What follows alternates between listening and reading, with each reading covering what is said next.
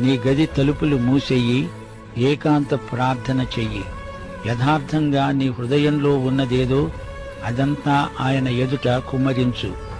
దేవునికి నీకు మధ్య జరిగే వ్యక్తిగత సంభాషణే ప్రార్థన. వ్యర్థమైన మాటలు, పడికట్టు మాటలు, నేర్చుకున్న చిలక పలుకులు వల్లించవద్దు. మనకేమి కావాలో ఆయనకు తెలుసు. అయినా ఆయన మనల్ని అడగమంటున్నాడు గనుక మనం అడగాలి.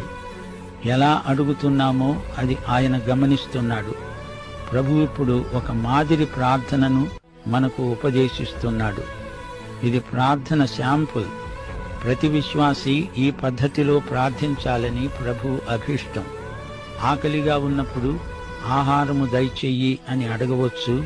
ఆయనకు ఇష్టమైన అంశాలు అనగా దేవుని రాజ్యము, దేవుని చిత్తము మొదలైన వాటితో మనం ఏకీభవించాలి.